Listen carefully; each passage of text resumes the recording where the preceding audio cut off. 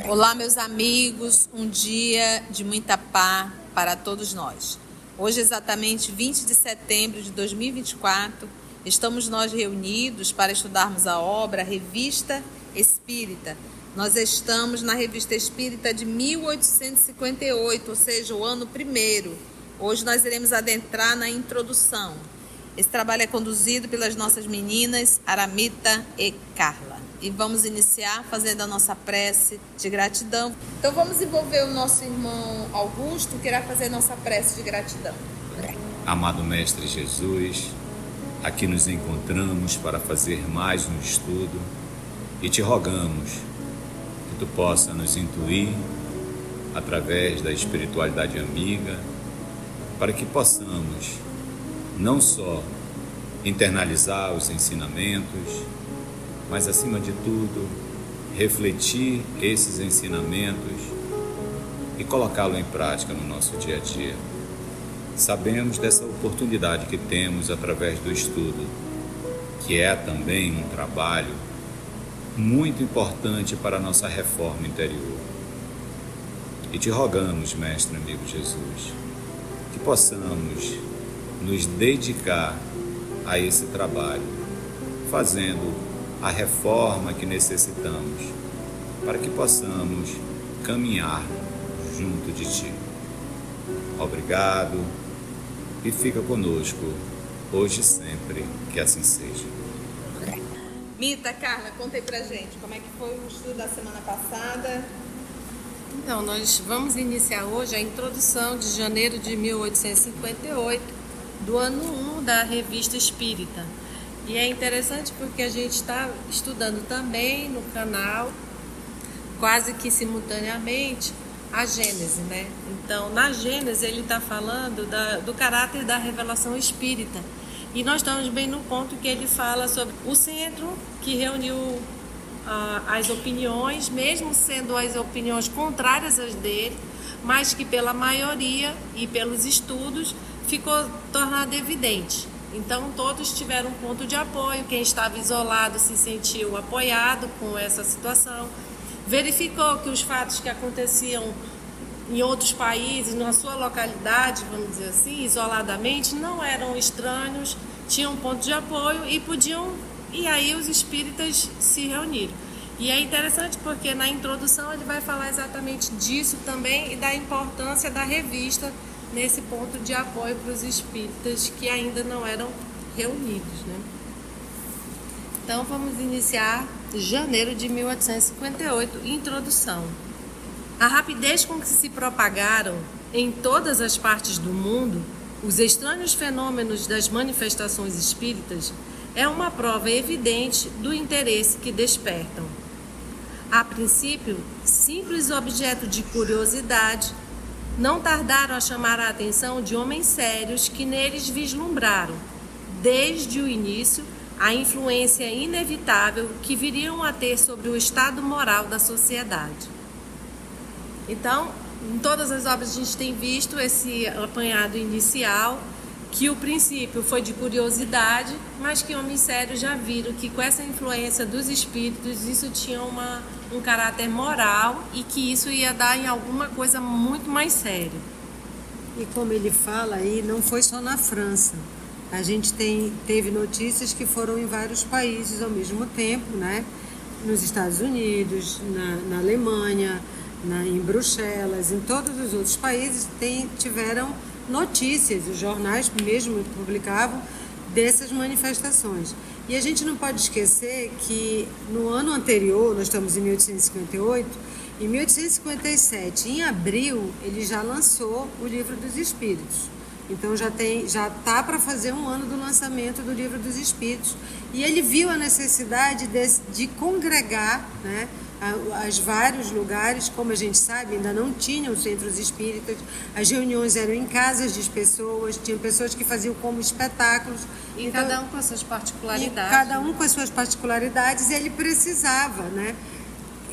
Não é nesse ano, nem de 58, nem de 57, que o Kardec começa a tomar conhecimento e a ter esse estudo. Já em 1855 é que ele começa e e um senhor entrega para ele 50 cadernos que ele compila, e daí começa o Livro dos Espíritos. E ele viu a necessidade de reunir relatos e fatos dos outros locais para saber, vem cá, isso está acontecendo só aqui na França? Lembra que não tinha internet, televisão, rádio para dizer assim, olha, noite de tensão, nem o Jornal Nacional, né? Plantão do Jornal Nacional. Mas hoje já não ia servir o Jornal Nacional, porque ele é falso. Mas não tinha nem isso, nem jornal, não tinha, só tinha o jornal escrito. Então, eram essas manifestações. Só que um jornal, para chegar de um local a outro, demorava muito, né? E não dava para ele ter notícia. Então, ele teve a ideia, né? Consultou os espíritos sobre a ideia de fazer a revista, para lançar, para todos se comunicarem e congregar as informações que todo mundo tinha ao redor do mundo. E esses cadernos, eu acredito que é isso que ele está se referindo aqui, que chamou a atenção de homens sérios que vislumbraram desde o início a influência inevitável que viriam a ter sobre o estado moral da sociedade. E aí eles foram reunidos nesses cadernos informações que passaram a Kardec. As novas ideias que surgem desses fenômenos popularizam-se cada dia mais, e nada lhes pode deter o progresso, pela simples razão de que estão ao alcance de todos ou de quase todos, e nenhum poder humano lhes impedirá que se manifestem. Se os abafam aqui, reaparecem em 100 outros pontos. Aqueles, pois, que neles vissem um inconveniente qualquer, seriam constrangidos, pela própria força dos fatos, a sofrer-lhe as consequências, como só ia acontecer às indústrias novas que, em sua origem, ferem interesses particulares, logo absorvidos, pois não poderia ser de outro modo.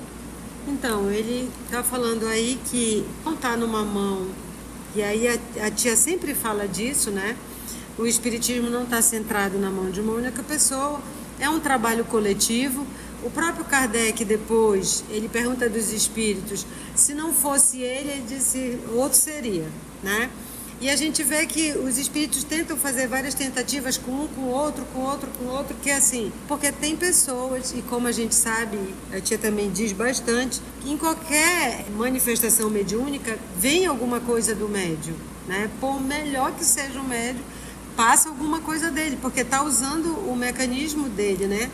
O mecanismo cerebral dele. Então não podia ser só nunca, então ia ser só desse, ia ser vicioso. E aí, se tivesse vicioso, tinha um outro para dizer, não é bem assim, é assado, vamos ver diferente. Então, dessa maneira, não tinha como abafar dentro de um só, entre vários pontos no mundo. O que já não se fez e disse contra o magnetismo. Entretanto, todos os raios lançados contra ele, todas as armas com que foi ferido, mesmo o ridículo, esborroaram-se, reduziram-se a pó, desfizeram-se ante a realidade e apenas serviram para colocá-lo ainda mais em evidência. É que o magnetismo é uma força natural e perante as forças da natureza, o homem é um pigmeu semelhante a cachorrinhos que ladram inutilmente contra tudo que os possa amedrontar. Aqui vale uma pausa, eu acredito, para a gente falar sobre o magnetismo, né? Que ele fala aqui que o magnetismo foi muito ridicularizado. E muito do espiritismo tem com o magnetismo, né? Tem a ver com o magnetismo, se não quase tudo, né? O que a gente viu do ridículo é porque o mesmo era médico e ele, por isso, ele não foi expulso, né? Então ele tinha um caráter científico sobre as experiências de magnetismo que ele fazia. Só que a academia foi com o mesmo, é o mesmo que foi com o espiritismo, ridicularizou, colocou sob suspeita e aí foi proibido. Mas o magnetismo todo tinha um estudo, né? O Kardec participava. E aí a grande crítica que eu estava lendo na pesquisa é que eles falaram assim, que havia cura, mas era por indução, por autossugestão. Então aí o que ele diz, esse que é o problema, havia cura. E também eles não foram persistentes a ficar em consultório, acompanhando o processo todo. Eles olharam, não deu nada, isso aí não existe. Então essa é a grande crítica das pessoas que utilizam do magnetismo, e o espiritismo tem toda a sua base nesses fluidos magnéticos. E o interessante é que assim, o magnetismo animal não é de animal, é de alma, né, de ânima.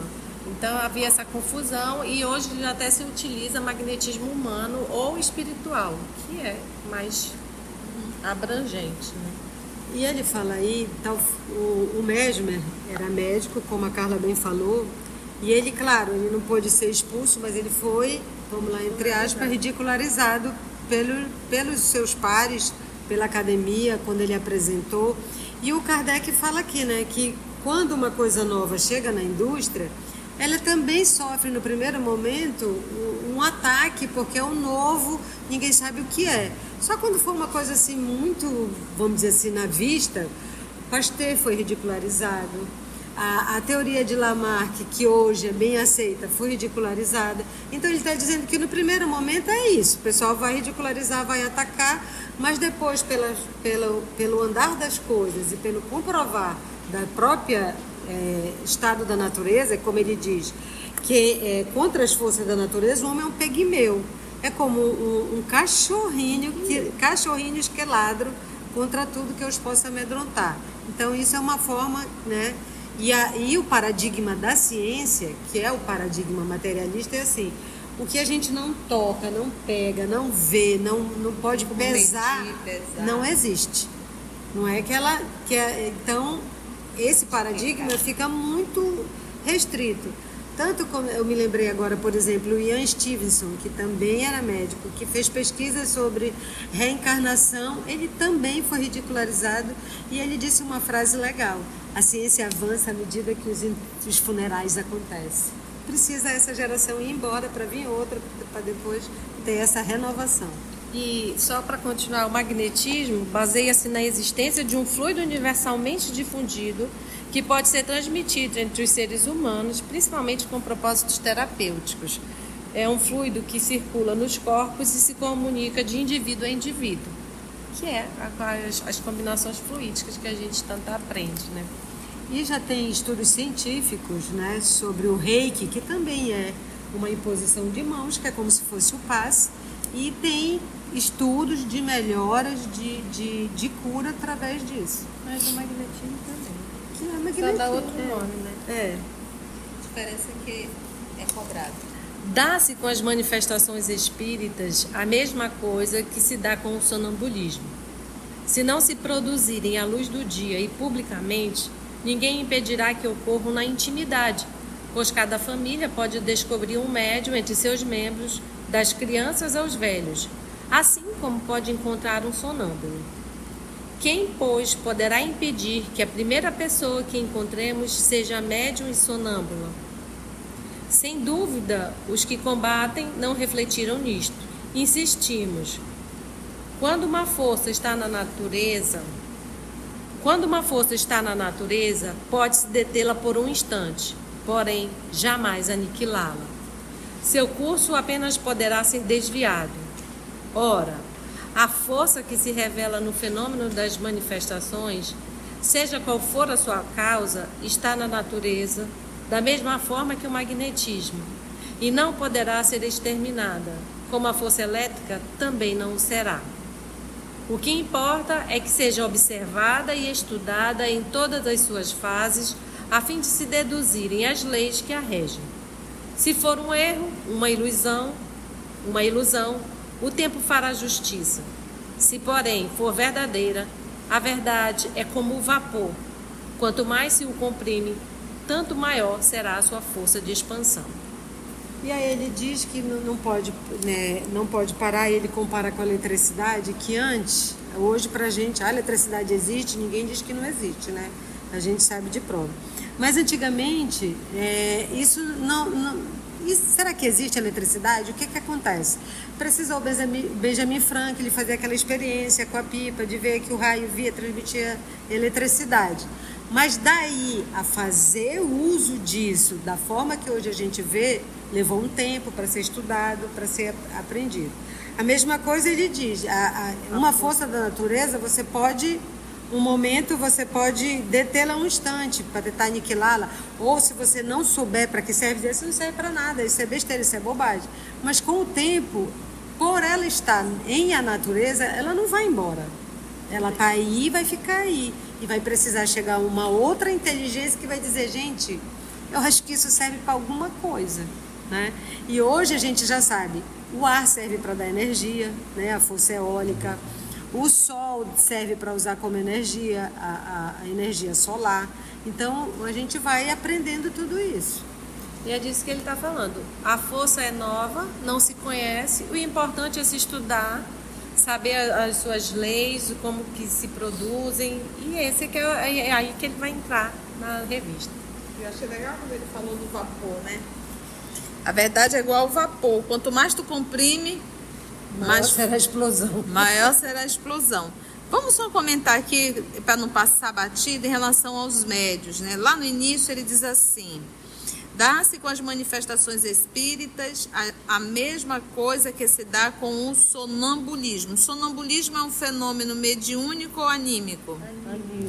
Anímico, você pode estudar detalhadamente no Livro dos Espíritos, que está no nosso canal. É questão a partir de 400 e um pouquinho de Livro dos Espíritos.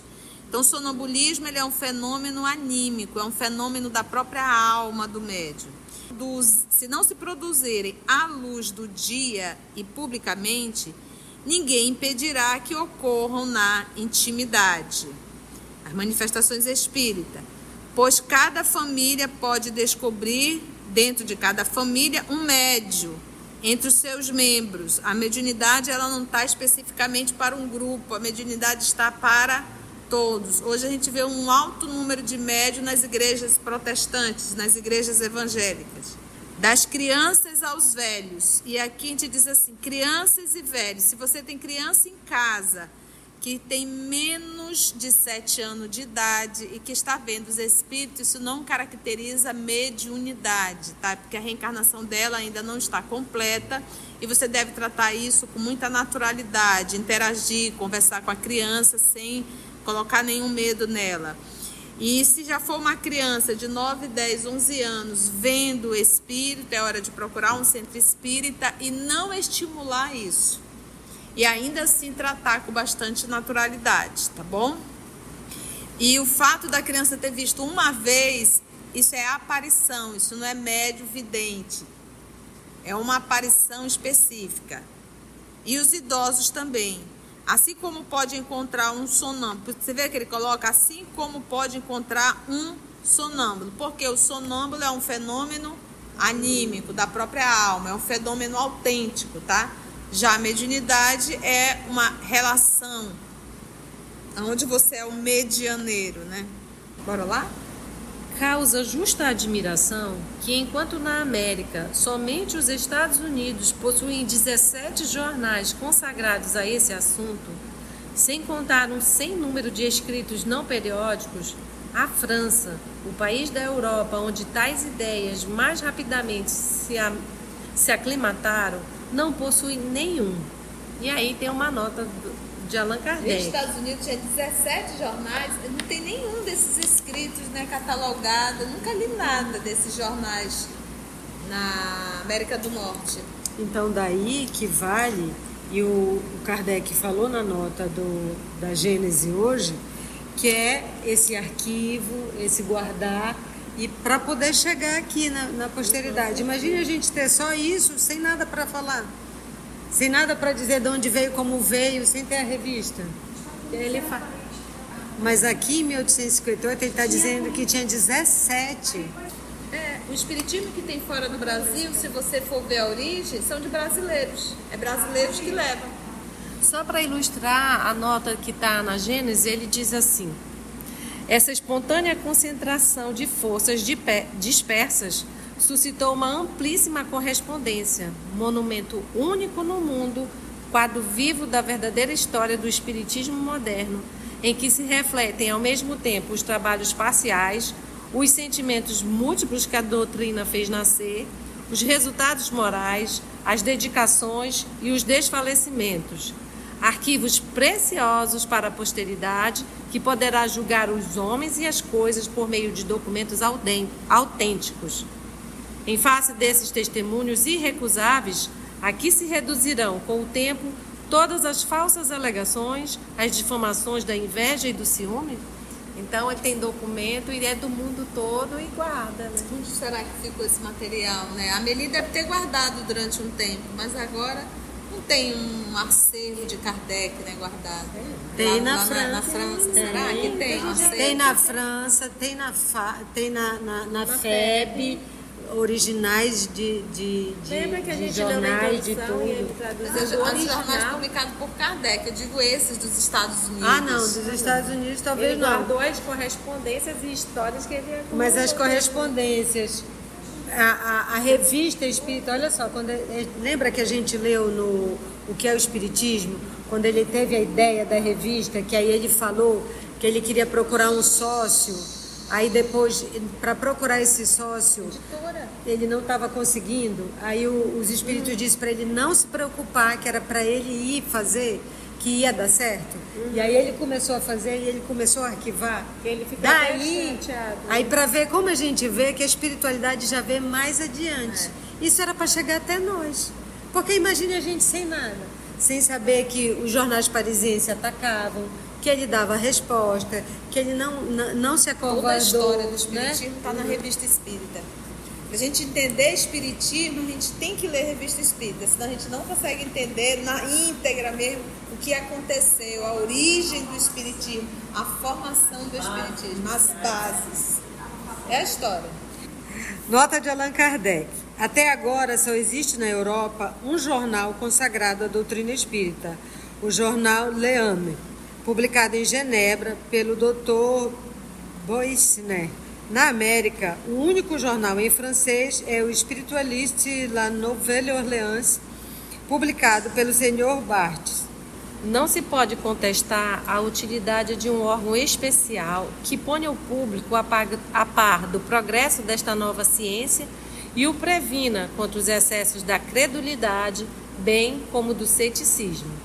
É essa lacuna que nos propomos preencher com a publicação desta revista, visando oferecer um meio de comunicação a todos quantos se interessam por estas questões, ligando por um laço comum os que compreendem a doutrina espírita sobre o seu verdadeiro ponto de vista moral, a prática do bem e a caridade evangélica para com todos.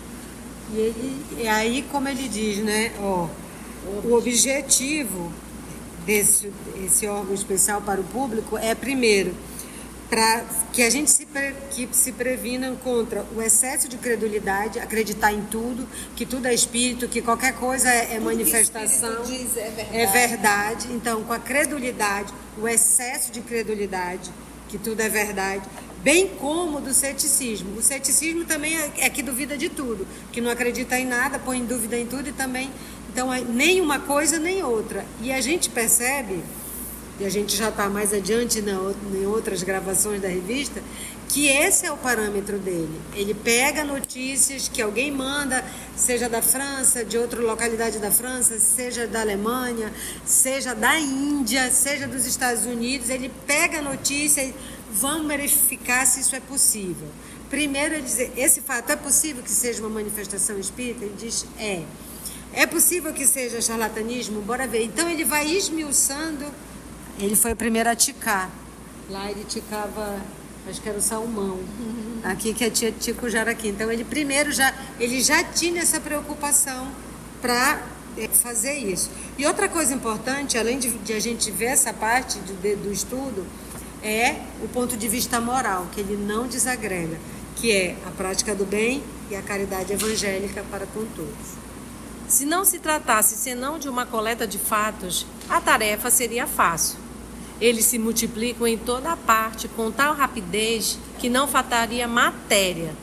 Mas os fatos por si mesmos tornam-se monótonos pela repetição e, sobretudo, pela similitude.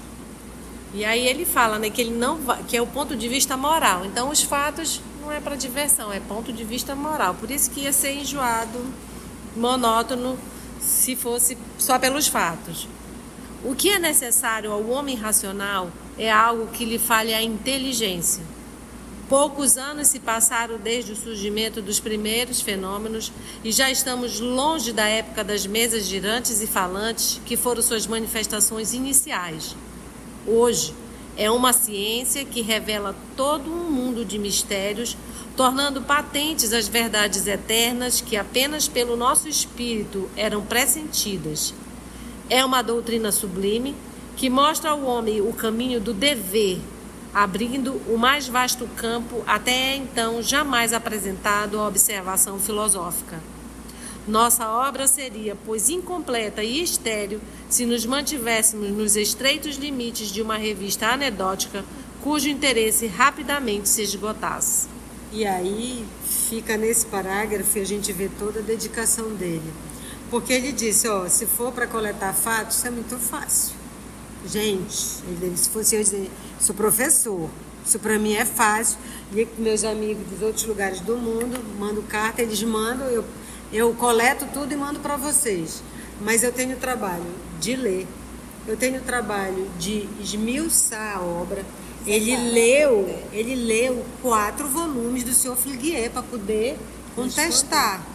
Ele lia, eu fico imaginando, todos os jornais que saíam da França para contestar. Ele via os jornais que vinham de Lyon para contestar quando ele esteve lá e teve aquela reportagem que falou uns absurdos. Então, ele diz que isso aqui não é só para botar fato que não interessa. E a gente enxerga que ele sempre diz observação, estudo, dedicação. Isso foi a vida dele. A partir de 1855, esse homem parou de trabalhar para se dedicar única e exclusivamente ao espiritismo. Dormia pouquíssimas horas por noite. E não tinha luz elétrica, não tinha caneta esferográfica, não tinha máquina de escrever, nem máquina de escrever. Né? Não tinha, era tudo na mão. Então foi um trabalho muito árduo, muito difícil. E assim, ele era tão dedicado que no mês que ele faleceu, a revista do mês seguinte já estava pronta. Então isso é tudo para ver, ele diz. Ele se dedicou e é como ele diz, uma doutrina sublime. É de notar a envergadura desse espírito, porque a gente hoje, com o Google, nós temos estudo de hoje, da época, mas assim, pra gente entrar nesses assuntos que ele entra, eu tenho que passar horas pesquisando, dedicando, e assim, só para falar desse pedacinho que ele está comentando, não é como ele, que compreende todo o assunto e fala de cadeira, né? Ele entra aqui mais para frente, a gente vai ver, ele fala de mitologia. Ele fala de mitologia nórdica, mitologia teutônica, de todos os lugares do mundo. E tem coisa que a gente pesquisou no Google e não tem. Não tem. E esse homem sabia. A gente está procurando, tem coisa que a gente não acha. Eu já me canso só de ficar digitando sem sair do lugar. Imagina. Imagine como ele, que tinha que ler. Ele era uma biblioteca. O Denizar, ele já era uma biblioteca, porque ele era um homem muito culto, né? Muito culto mesmo. Tudo ele sabia, tudo, da Idade Média. É impressionante, quando você vai ver, tudo ele abordava. Ciência, química, fisiologia, anatomia. Ele estudou. Era poliglota. Era poliglota. Ele dava aula de astronomia. É impressionante. Química, física, gramática, literatura. E ele não queria ir no começo. Ele não queria ir. Foi uma tia que vem cá, Kardec. Ele fala que homem sério vira coisa mais. Homem sério. Que ele não queria. E assim a gente vai dar uma paradinha aqui. Se você chegou até aqui o final, deixa seu comentário. É muito importante a gente poder ler o teu comentário. Não esqueça de curtir para que possa divulgar a página, dá o seu like, né? E, se possível, faça a sua inscrição no nosso canal e toca o sininho. Porque quando você toca o sininho, o YouTube avisa para você quando o EOS publicar um novo estudo. Então, receba um grande abraço da família EOS Manaus. E agradecemos nosso Senhor Jesus, os amigos espirituais, pela oportunidade de trabalho, de estudo, de aprendizado. E até o nosso próximo estudo, se Deus assim permitir. Que assim seja. EOS Manaus. Estudando para servir ao Cristo. Visite nosso site em www.eosmanaus.org. No YouTube, procure o canal EOS Manaus. Participe do nosso grupo no Facebook. No Instagram somos @EOS Manaus. Escute e estude na Rádio Manaus de Estudos Espíritas. Estamos, também, em diversas plataformas de áudio. Procure EOS Manaus, no seu aplicativo preferido. EOS Manaus. Estudando para servir ao Cristo.